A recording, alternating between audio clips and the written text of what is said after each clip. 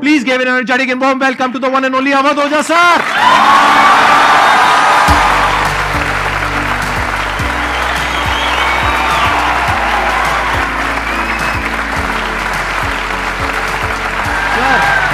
Hello sir, क्या हाल चाल? बैठिए जी, बैठिए। आइए। Thank you.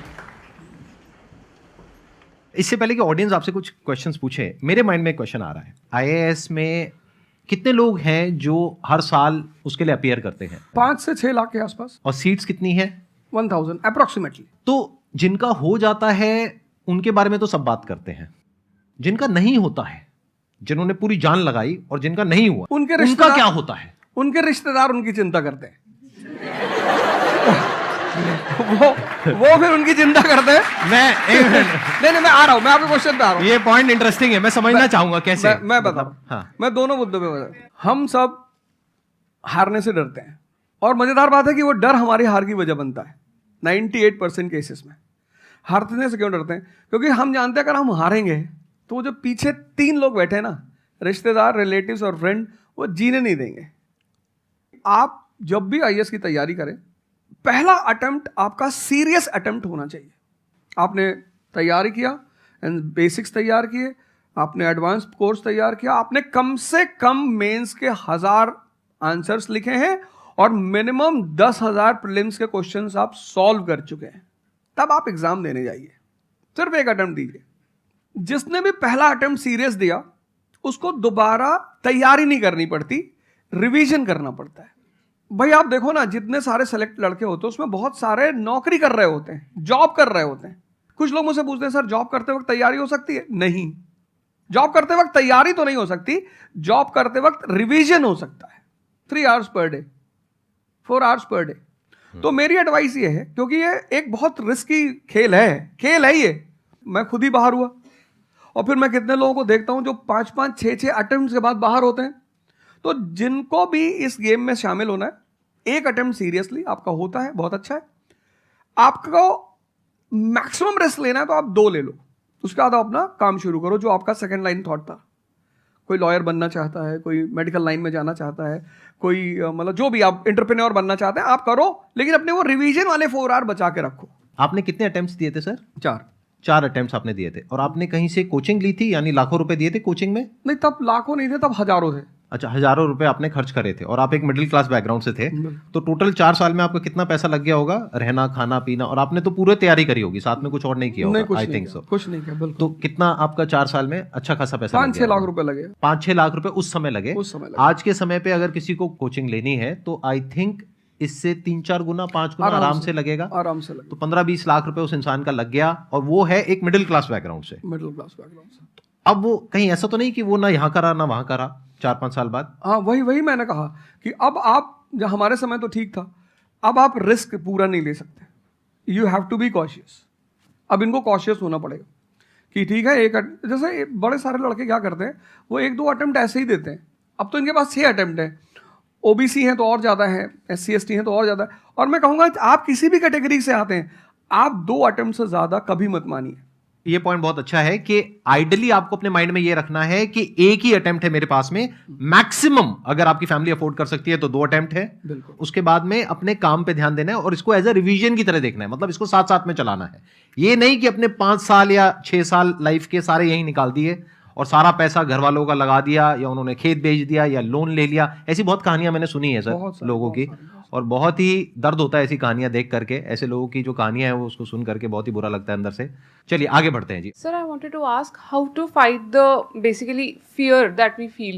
Like there are lot many fears that we face, not only in studies but in each aspect of life. There is some kind of fear. How to fight that? How to come back? How to have that courage in life? Fear बड़ी प्यारी चीज है।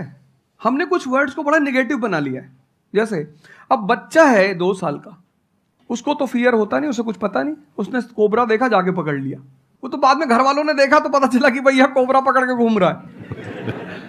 लेकिन हम बड़े हो गए ना, अब हम कोबरा देखेंगे तो वो हमारी बॉडी की जो मैकेनिज्म है वो हमें वार्न करेगी, अलर्ट करेगी। That is natural fear. वो अच्छी चीज है।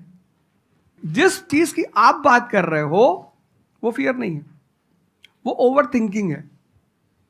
आज का जो युवा है वो फियर से परेशान नहीं है, वो ओवर थिंकिंग से परेशान है। अब ये ओवर थिंकिंग क्यों है, उस फैक्टर पे आते हैं। ओवर थिंकिंग की वजह क्या है? ओवर थिंकिंग की वजह यह है कि आज का समाज इतना एक्सपैंड कर चुका है। You are outside your house, तुमको तुम्हारी दोस्त मिल गई कि मैं कल लंदन से आई, क्या लाइफ है लंदन में यार, और मैं तो ये कर रही वो कर रही। आपको लगा हम ही पागल है यार, आईएएस की तैयारी कर। फिर शाम को किसी फ्रेंड का फोन आ गया कि मैं तो अब ऑस्ट्रेलिया जा रही हूँ, मैं तो वहीं सेटल हो जाऊंगी। 90s में हमारे पास इतने स्कोप नहीं थे। हमारी जो लाइफ थी वहां ओवर थिंकिंग इसलिए नहीं थी, आपने भी सर देखा होगा, क्योंकि हमारे पास इतने स्कोप नहीं थे। आज तुम्हारी जनरेशन में यू हैव मल्टीपल फील्ड्स, मतलब इतने सारे फील्ड्स ओपन है। तो जब तुम घूम के चारों तरफ देखते हो और तुम देखते हो कि तुम्हारे ही साथ के लोग बड़ी सारी फील्ड में एक्सेल कर रहे हैं, काम कर रहे हैं, अर्न कर रहे हैं, तो तुम्हारा दिमाग भागना शुरू करता है। फिर क्या होता है, हमारे पेरेंट्स हमसे ज्यादा ओवर थिंकिंग करते हैं, क्योंकि बड़े हमको लेकर कॉशियस होते हैं। हाँ। एक हमने ओवर थिंकिंग की, हम अपना संभाल लें किसी तरह। हम घर के अंदर गए, मम्मी रो रही है कि वो निशा मिली थी, 20 लाख का पैकेज है उसका। दूसरा प्रेशर तुम्हारे ऊपर आ गया। ये जो प्रेशर्स हम मल्टीपल फेस करते हैं, तो एक तुम्हारा प्रेशर, एक माँ बाप का प्रेशर। पता लगा बुआ जी ने रात में फोन कर दिया, क्या कर रही हो जी? तुम सारे लोग प्रेशर से लड़ रहे हो इस वक्त, मल्टीपल फ्रंट पे। ये कोई फियर उयर नहीं है। ये प्रेशर दूर कैसे होगा, इस पे थोड़ी सी बात कर ले। जहां इंटरनल ताकत है वहां कॉन्फिडेंस है। आज का युवा क्या कर रहा है, बादाम का तेल लगा रहा है, बादाम की क्रीम लगा रहा है, बादाम का साबुन लगा रहा है, खा रहा गुटखा।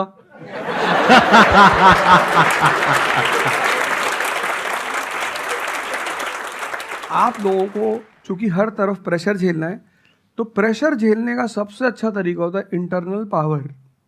तभी तो मैं जहां भी जाता हूं एक चीज रिपीट करता हूं, योगा करो, ध्यान करो। ध्यान करोगे मन ताकतवर हो जाएगा। सर, आपने जैसे कि अभी बोला कि मेंटल स्टेट के लिए एक्सरसाइज करो, योगा करो। तो पहले तो मैं फिजियोथेरेपिस्ट हूँ, ठीक है। मैं सुबह से मतलब योगा या एक्सरसाइज है मेरा डेली रूटीन है, करना भी और कराना भी। उसके बाद भी at the end of the day मैं डिप्रेस हो जाती हूँ। ये नहीं कि मन नहीं लगता, इस चीज़ में ही मन लगता है, फैमिली से भी पूरा मन लगता है, ठीक है। उसके बाद भी end of the day depress हो जाती हूँ। तो उसको डिप्रेशन कैसे कम करी जाए? हम किसके साथ रहते हैं वो बहुत इंपॉर्टेंट है। मेरे एक दोस्त मेरे साथ आ रहे थे आज से करीब 7-8 साल पहले, धौला कुआं से। रात का टाइम था और हम दोनों, मैं गाड़ी चला रहा था, हम इंडिया गेट के सामने से निकले तो उन्होंने मुझसे कहा कि अब हम बुढ़े हो गए हैं। मैंने गाड़ी रोकी, मैंने कहा उतरो। तो उन्होंने कहा कि क्या हुआ? मैंने कहा उतरो, तो उतरो जरा। उतर गए, मैंने दरवाजा बंद करो, चले गए। आज तक मैंने उनसे बात नहीं की। वो मुझसे पूछते हैं आज, अब तो खैर बात ही नहीं होती, पर वो बहुत उन्होंने कोशिश की कि अवध क्या हुआ? तुम दिन भर अपने आप को मोटिवेट करती हो, काम करती हो, जब तुम वापस घर में आती हो, अपने समाज में जाती हो, तो सब तुम्हारे मेंटल स्टेटस का थोड़ी है, वो तुम्हारी सारी ऊर्जा को खींच लेते हैं। इसीलिए तो माँ बाप हमारी संगत पे बड़ा ध्यान देते हैं। तुम्हें लगता होगा कि माँ बाप कितने बदमाश हैं, माँ बाप भगवान हैं। उनका एक्सपीरियंस तुम अपने दोस्तों को लेके जाया करो उनके सामने। कोई अल्ट्रासाउंड क्या करेगा जितना माँ बाप करते हैं, कोई स्कैनर क्या करेगा? सही बात है, देख के कोई फोटो कैमरा क्या फोटो खींचेगी, देख के बता देते हैं। बहुत बहुत दुष्ट है ये, इसकी आंख के नीचे देखो यहाँ निशान है, बहुत दुष्ट है ये। और वो लॉजिक भी बड़ी अच्छी सी देते हैं, कोई कुछ भी देते हैं लेकिन बड़ा अच्छा सा लॉजिक देते हैं। तो ये हमारे साथ होता है। इसलिए हमें पहले गुरुकुल भेजा जाता था, और आज की हमारी सोसाइटी इसको सिर्फ नेगेटिव दिखाई पड़ रहा है। मैं अभी अब घर गया था, हमसे लोग कह रहे भैया 24 का चुनाव लड़ोगे? मैंने कहा यार पॉलिटिकल पार्टियां कह रही कि तुम सीधे प्रधानमंत्री बन जाओ। अननेसेसरी परेशान किए हुए, अननेसेसरी दूसरों से मत। और ये एक जगह का नहीं है, ये यूनिवर्सल हो चुका है। तुमने कह दिया कि मैं आईएएस की तैयारी कर रही हूँ, अरे नहीं होता किसी का। तिवारी जी की लड़की दी थी, 2 साल बाद पागल हो गई। तुम इतने डिप्रेस समाज में रह रहे हो। वो तो महेश्वरी जी जैसे लोग हैं जिन्होंने बहुत लोगों को जिंदा कर रखा है।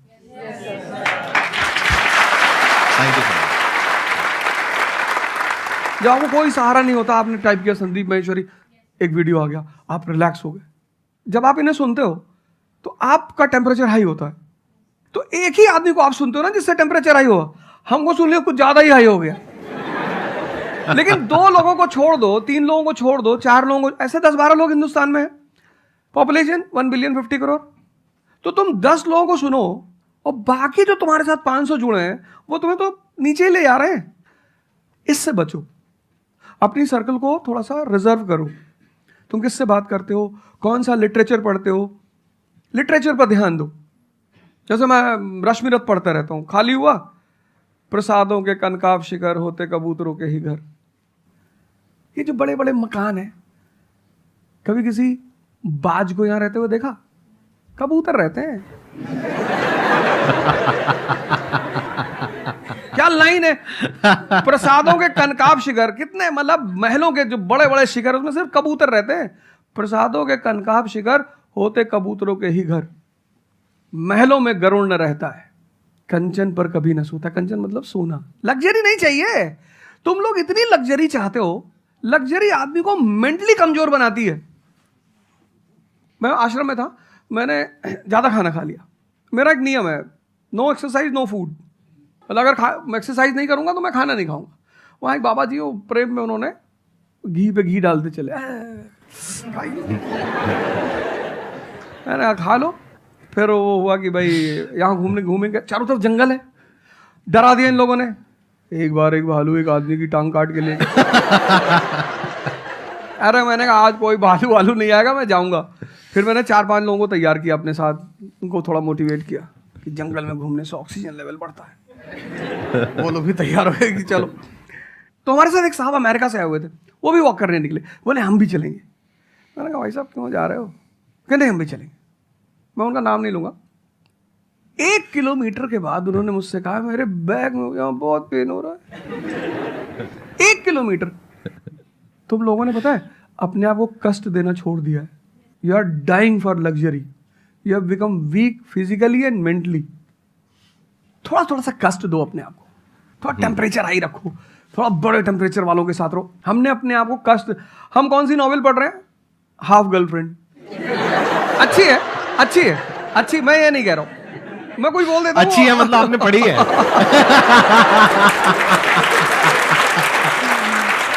नहीं फिर कोई पकड़ निकाल लेगा, कोई वो क्लिपिंग निकाल लेगा, ओ गाली दे रहे थे।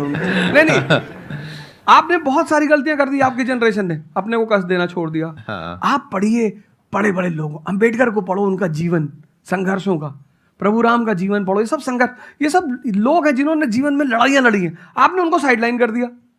आप राणा प्रताप के बारे में कुछ जानते ही नहीं हो, आपको वो पोएम याद ही नहीं है, खूब लड़ी मर्दानी वो तो झांसी वाली रानी थी। आपको तो एक चीज बता दी, twinkle twinkle how I wonder. आप वंडर किए जा रहे हो पूरी जिंदगी में। आपने कहा कि पूरे दिन मैं अपना काम करती हूँ, दैट इज फिजियोथेरेपी जो आप करते हैं, और शाम तक आते आते आपको थोड़ा सा डिप्रेस फील होता है, थोड़ा सा डाउन फील होता है, तो उसके पीछे क्या रीजन है आप बताइए। जैसे कि मैं बाकी पेशेंट्स देखती हूँ पूरा दिन में, हाँ। बट जब मैं घर पे आती हूँ तो मैं अपने मम्मी पापा को देखती हूँ। ठीक है। जो मैं उनको कहती हूँ कि आपको ये एक्सरसाइज करनी है, ये करना है, आपके लिए ये ज़रूरी है, वो ये नहीं करते। तो फिर वो मुझे डिप्रेस होता है कि मैं जब सबको सही करती हूँ और मैं अपने घर में ही सही नहीं कर पा रही। आप सबको सही नहीं करते हो, आप उन लोगों को सही करते हो जो आपके पास आते हैं। हाँ एग्जैक्टली। तो अगर आपके पेरेंट्स सही नहीं होना चाहते हैं तो उनको कौन सही करेगा? बेसिकली हमारी प्रॉब्लम क्या है कि जो नहीं करना चाहता उसको भी करवाना चाहते हैं। एग्जैक्टली। फॉर एग्जाम्पल आप में से यहाँ पे कुछ लोग बैठे हैं जो कहते हैं कि भाई आप कुछ भी बोल दो, हम तो जैसे थे वैसे ही रहेंगे, उखाड़ लो जो उखाड़ सकते हो, आप अकेले आ जाओ, आप साथ में हो जा, सर को ले आओ, आप 10 को ले आओ, हम तो नहीं बदलने वाले। उनका कोई कुछ कर सकता है? समझ गए? तो यहाँ पे किसका एक्चुअल में किसकी लाइफ बदलने वाली है? यहाँ पर हो सकता है कुछ साल बाद आप ही में से कोई यहाँ पर बैठा होगा, बट वो इंसान कौन होगा? जो खुद अंदर से बदलना चाहता है ना। Yes sir, thank you sir. Please have a seat, बैठिए। मेरा संदीप सर से एक क्वेश्चन है कि जैसे हम लोग जब आपकी वीडियोस देखते हैं तो हम लोग मोटिवेटेड हो जाता है कि हम लोगों को गवर्नमेंट से या फिर इन सब फील्ड्स में छोड़ के अपना कुछ स्टार्ट करना चाहिए जिससे देश में एंटरप्रेन्योर्स या फिर जॉब्स बढ़े। फिर हम लोग देखते हैं आप लोगों को कि भाई यूपीएससी में एक ऐसी पावर होती है जो हम करना चाहते हैं वहाँ पे हमको डायरेक्ट पावर मिलती है। जैसे कि मैं अगर एजुकेशन के फील्ड में कुछ अच्छा करना चाहती हूँ तो मेरे पास डायरेक्ट पावर होती है कि हम लोग वहाँ से कर सकते हैं। तो मैं ऐसा, मेरे पास ये क्वेश्चन फिर मतलब दोनों में कॉन्ट्राडिक्शन चलता रहता है। ना कॉन्ट्रडिक्शन नहीं चल रहा है ये इसे कॉन्ट्रडिक्शन नहीं कहते, इसे कंफ्यूजन कहते हैं। मतलब एक गोल होता है ना, या फिर एक मतलब हमारे पास एक टारगेट होता है कि हम ये काम करने के लिए यूपीएससी में जा रहे हैं। नहीं, सरकार जो कहेगी वो करना है। हाँ, I was about to say that. आपका क्या गोल है? आप क्यों कर रहे? आप नेता थोड़ी है, आपकी पार्टी का मैनिफेस्टो थोड़ी है, घोषणा पत्र। आप एक राजपत्रित अधिकारी हैं, गैजेटेड ऑफिसर। आपका जो मिनिस्टर होगा फोन मिलेगा, मैडम जी ये कस्तूरबा गांधी प्लान में अभी तक कितना काम हुआ? जी sir, I give the review in the evening sir. Okay, thank you. ठीक है मैडम, बाय, खत्म। सो आपका कहने का मतलब है कि जो सिविल सर्वेंट बनते हैं या आईएएस ऑफिसर बनते हैं उनके पास कोई पावर नहीं होती? पावर होती है जब तक जनता अपनी पावर नहीं समझती। आज की डेट में इस देश में पावरफुल कौन है? जनता। We the people of India solemnly resolve. Yes sir. ये जनता बेचारी पावर जानती है तो डीएम का ऑफिस में चले जाते, हुजूर किसको बेचारे को बताएं? नेता देखा, मेंबर ऑफ पार्लियामेंट देखा, क्या पैर छू लिए? तेरे फूफा है? नहीं भैया नहीं भैया, सांसद जी हैं। सांसद जी हैं तो क्यों पैर छू रहा है? तो पावर इस असलियत में इस देश की जनता के पास है। क्योंकि वो जानती नहीं है, इसलिए तुमको इनके पास इनको काम करने का अधिकार है। ये है the right to work, the right to implement. लेकिन चूंकि जनता अपने अधिकार को नहीं जानती तो तुम्हें दूर से दिखाई पड़ता है कि यार आप बेटा कंफ्यूजन से बाहर आओ, ठीक है? और ग्लैमर मत देखो। आप बेसिकली पावर नहीं देख रहे हो, आप ग्लैमर देख रहे हो। आपको जो करना है उसको डिसाइड कर लो आप, और उस रास्ते पे आगे बढ़ो कि आप कल किसी भी फील्ड के मुकेश अंबानी बन जाओ, अडानी बन जाओ, वॉरेन बफेट बन जाओ, बिल गेट्स बन जाओ। इस रास्ते पे जाओ। Thank you sir. मैं यहाँ पे थोड़ा सा ऐड करता हूँ कि जो आपने बोला ना कि ये कॉन्ट्रडिक्शन है, सबसे पहले तो जो सर ने बोला कि ये कोई कॉन्ट्रडिक्शन नहीं है, ये कंफ्यूजन है, बिल्कुल सही बात है। अब कंफ्यूजन क्या है, उसकी जड़ क्या है? आप क्या कर रहे हो? आप बस हम लोगों की बातें सुन रहे हो। यहां से मैंने कुछ बोला, इन्होंने कुछ बोला, दोनों अलग अलग स्टैंड पॉइंट है। मतलब इस दुनिया में आर्ट्स भी है, साइंस भी है, कॉमर्स भी है। अब आप कहोगे अब इन तीनों में कॉन्ट्रडिक्शन है। अरे कॉन्ट्रडिक्शन नहीं है, अलग अलग लोगों के लिए अलग अलग स्ट्रीम्स है। डिपेंड्स अपॉन कि आपकी प्रेफरेंस क्या है, आपकी प्रायोरिटीज क्या है। तो आपको तीन चीजें देखनी पड़ेंगी, एक अपना पास्ट, अपना प्रेजेंट और अपना फ्यूचर। कि पास्ट में आपने कैसा परफॉर्म किया है। अगर आप पढ़ाई में बहुत अच्छे रहे हो तो आपको क्लियर नजर आएगा कि अच्छा मुझे पढ़ाई से रिलेटेड कुछ करना है, तो वहां से रास्ता क्लियर हो जाता है। बट अगर आपके दिमाग में 24 घंटे बिजनेस आइडियाज घूमते रहते हैं, जहां भी जाते हो वहां पे गोलगप्पे खा रहे होते हो, आपके दिमाग में चल रहा होता है अबे इतने पैसे ले लिए, उसमें से इतने का गोलगप्पा, इतने का पानी है, पानी तो इतना फ्री होता है, मेरे से लिया 20 रुपए, ये तो 5 रुपए का काम है, तो 15 रुपए इसके पास में गए, कितने लोगों ने एक दिन में खा लिए, इतने पैसे कमा लिए, व्हाटएवर। अगर इस तरह का आपका माइंडसेट है तो वहां पे एंटरप्रेन्योरशिप, स्टार्टअप, इन सब चीजों का बेनिफिट है। तो हर रास्ता हर एक के लिए नहीं होता है। तो ये आपको कैसे समझ आएगा? अपने पास्ट को देख करके। दूसरा, अपने प्रेजेंट को देखो कि आपके पास में क्या रिसोर्सेज हैं। सोचने से क्या होता है, आपको ये भी तो देखना पड़ेगा आपके पास में क्या रिसोर्सेज हैं। उसके बेस पर आप सोच सकते हो ना। कल को आप कहो कि मैं एक टेलीकॉम कंपनी लॉन्च करूंगी जो कि जियो को कंपटीशन देगी, ठीक है, सोच लो। कुछ नहीं होगा। क्या है पीछे, बैकग्राउंड क्या है, आपके पास में क्या रिसोर्सेज है, how are you going to compete. तो आप फालतू में कुछ भी सोच रहे हो ना। तो यहां पे कॉन्ट्रडिक्शन क्या है, कंफ्यूजन क्या है? कुछ भी नहीं। तो जब आपके रिसोर्सेज ही आपको अलाउ नहीं कर रहे वो करने के लिए, तो सोच क्यों रहे हो? तीसरा, फ्यूचर में आप अपने लिए कैसी लाइफ चाहते हो? जैसे सर ने कहा कि पावर नहीं मिलती है वहां पे सर्व करना होता है। इस गलतफहमी से बाहर आ जाओ कि वहां पे पावर मिल जाएगी। पावर तो पूरी की पूरी एक हिरार्की है, जिस हिरार्की में टॉप पर पब्लिक बैठी है एक्चुअल में, वो हमें पता ही नहीं है। हमारे हाथ में पावर है, किसको वोट करना है, किसको पावर में लेकर के आना है। फिर उनकी पावर के अकॉर्डिंग आगे पावर का डिस्ट्रीब्यूशन होता है, पॉलिसीज का डिस्ट्रीब्यूशन होता है, फिर उसको इंप्लीमेंट करना होता है। तो आपको देखना है कि आपको एग्जैक्टली लाइफ में चाहिए क्या है। कि अगर आपका माइंड है बहुत ज्यादा क्रिएटिव, कि आपको हमेशा दिमाग में आइडियाज घूमते रहते हैं कि कुछ अजीब करना है, कुछ अलग करना है, ये करना है, वो करना है, तो फिर वो रास्ता आपके लिए नहीं है। क्योंकि वहां पे आपके पास में पावर नहीं है, रिस्पॉन्सिबिलिटी है। But once you go in the entrepreneurship space, वहां पे रिस्पॉन्सिबिलिटी नहीं है, वहां पे पावर है, पावर टू क्रिएट। अब आपको देखना है कि एट द एज ऑफ 42, 48 आप किसके जैसा बनना चाहते हो। अगर एक टीचर बनना चाहते हो तो ये रास्ता है। उसके अलावा जिन्होंने यूपीएससी को क्रैक किया है उन लोगों को आप लाइफस्टाइल देख सकते हो। वैसे बनना चाहते हो, बहुत बढ़िया। मेरे जैसा बनना चाहते हो, बहुत बढ़िया। किसी और के जैसा बनना चाहते हो, बहुत बढ़िया। बट किस बेस पर? अपनी पर्सनालिटी को देखो ना, क्या लाइन हो रहा है।